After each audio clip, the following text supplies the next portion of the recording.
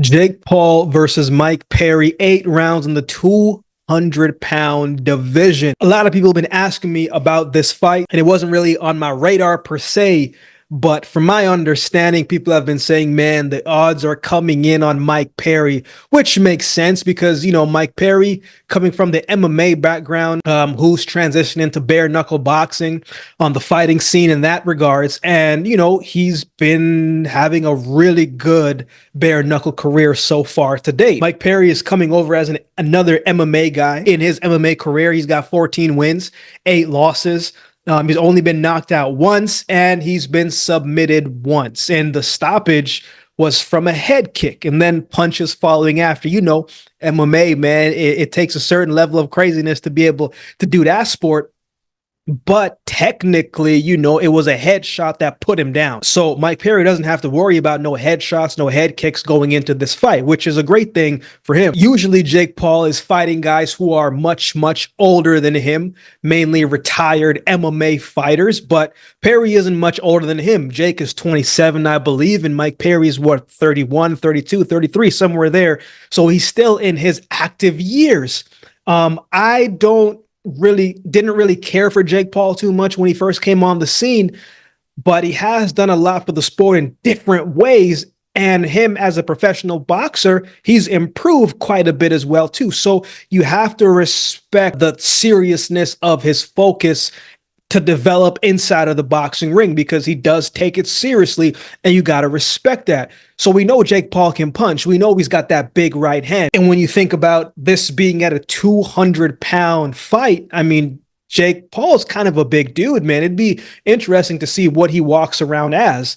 He's supposed to be fighting Mike Tyson later this year as a heavyweight. And this fight is at the cruiserweight level. So we're talking about 200 pounds. His last few fights, Jake Paul, his last few fights were 200 pounds. He fought Diaz at 185. And a couple others in like 188, 190.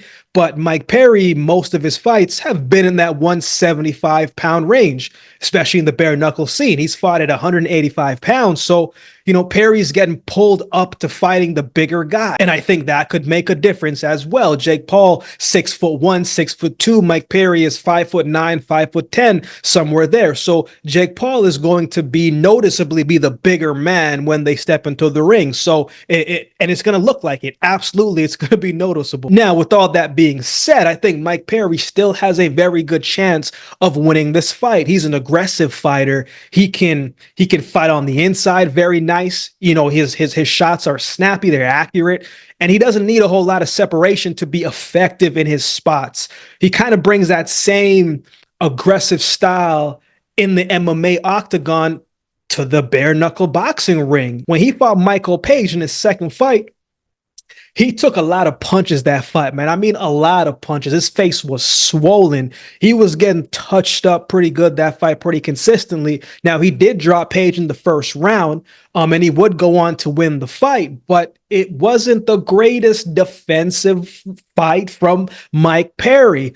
I'm surprised that he actually got the win, because like I said, if you go back and watch that fight yourself, he got touched up quite a bit that fight, so he's got a strong chin. He's got a very, very strong chin. Defensively, he was better against Luke Rockhold, still took some punches, but he was able to walk forward every single time, man. He doesn't mind taking a shot to get through a couple shots of his own, but it almost caught up to him because Luke Rockhold caught him with a counter left that backed him up and wobbled his legs a little bit. He got caught with that left hand and pushed him back, but he did bounce back and land a nice stiff jab on Rockhold to disrupt the momentum of things, and he would go on to get the win that fight. I think he knocked half of Luke Rockhold's teeth out. It's crazy. Bare knuckle boxing is crazy. Now, against Eddie Alvarez, who he also fought, he would get the win. But man, Alvarez was doing very nice work for a good portion of the first and a little bit of the second round of that fight.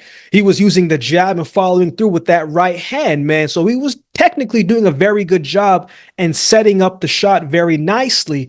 But I think Mike Perry, one of his strengths is that pressure, man. He's got a lot of heart, a ton of will. Because as many shots as he takes that landed clean, man, he just keeps coming forward. He just doesn't seem to get discouraged. He's very tough, and that can work in his favor against Jake Paul. In his last fight, he fought Thiago Alvarez, and he closed out the show in the first round, man. He cut off the ring well against Alvarez, and he lined him up with the beautiful in-close shots, and he capitalized on him. Now, Jake Paul, he does know how to use his jab. When Page fought Perry, Page did a good job of using his jab to create that bit of separation. And Jake Paul knows how to use his jab. He's been getting much better. He's improving. From a technical standpoint, each fight, he's gotten and looked better. It's kind of tough when you think of a comparison standpoint for Jake because, he hasn't really fought someone with the type of pressure that Mike Perry is going to bring. Mike Perry will definitely bring that pressure to Jake Paul more than anyone that he's probably faced before. And he's probably going to be a lot more intentional with his punches, and he won't have a problem letting his hands go. Man, Mike Perry is going to take that risk. He doesn't mind getting hit. I think getting hit fires him up a little bit more, man. It makes him a little bit more dangerous, so to speak. And then when you think that you have the momentum, he comes back with shots of his own. So Jake Paul's really got to be careful with the strategy here. He can't overlook Mike Perry because he could take some shots that he does not want to be on the other end of. I think Woodley hurt Jake Paul in the second fight, but he couldn't capitalize on it. Anderson Silva had some good moments against Jake Paul. Tommy Fury is more of a natural boxer to me than an aggressive, powerful puncher. And he stopped his most recent opponents in the first round. So it's an interesting fight from a bunch of different ways. So who wins? Before I give my pick on this fight, I have something real quick to share.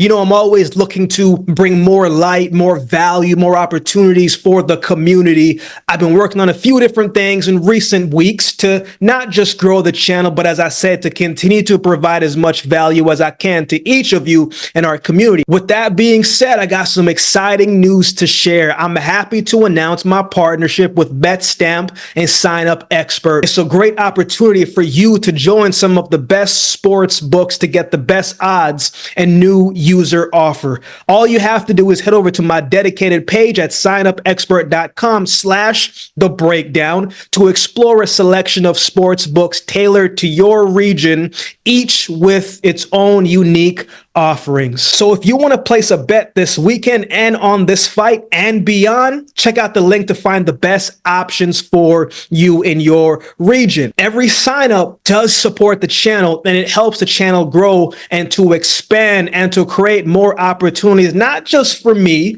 but for our community. I'm always looking out for you guys as best as I can. You can easily find the link in the description below this videos moving forward. So get down there and check it out and find the best option for you. Now, let's get back to the video. As I said, man, Mike Perry is as tough as they come. He's got a strong chin. He can fight on the inside. He puts together good combinations, has some really nice tricks up his sleeve, man. I think he can outwork Jake Paul because he doesn't mind taking that risk, and he doesn't mind taking that risk to get his shots off. And I think that can work with him, but I also think it can work against him as well too, man. Jake Paul has a nice inside game, man. He can pop that uppercut, short, snappy shots. Jake Paul can fight, man, and the weight, like Jake Paul is pulling him up weight, the speed and the explosive movements that Mike Perry is used to having at 175, 185, it might not be as fast. It might not be as explosive because he has to get the weight up to reach the set weight amount. His conditioning might not be as great too, but I don't think Jake Paul has the greatest conditioning either. I think if Perry is going to win this fight, he'll be able to take the momentum in the second half of the fight. Jake Paul early on is strong in the early half of the fight. Perry is going to make him throw a little more than I'm sure Jake Paul would like to throw to keep him off of him, right? But Jake's got a good jab, and he's got that helpful right hand. So I think if this was bare knuckle boxing, personally, I would go Mike Perry to win this fight. But in the boxing ring where he's already fought before, it was years ago, of course, so he's improved much more since then. But in the boxing ring, he is 0-1. He's been in there before, and it didn't work out in his favor. I believe he got stopped. But if this was in the bare knuckle boxing ring, I would go Mike Perry. But I'm going with Jake Paul to win this fight by decision. I think bringing Mike Perry up in weight is going to slow down some of his movements a little bit and slow down his conditioning. But that man is relentless. He's got a great chin, a lot of great heart, but he does get hit a whole lot. But his will and heart kind of keeps him up as well too. But I think it's going to be, possibly a closer fight than people might think. But I think Jake Paul is going to win this fight by decision. Man, some of the shots that Mike Perry take in bare knuckle boxing, man, I'm surprised that man is even standing with some of those shots. So he is tough and he is durable. If Jake Paul can get him out of there, man, credit to him. But I like Jake Paul to win this fight by decision. So those are my thoughts. I would love to hear from you. How do you think this one goes? Who do you have winning? Let me know in the comment section below. If you'd like to support the channel, man, there's a couple ways that you can do so. You can like, comment, share, and subscribe to the channel.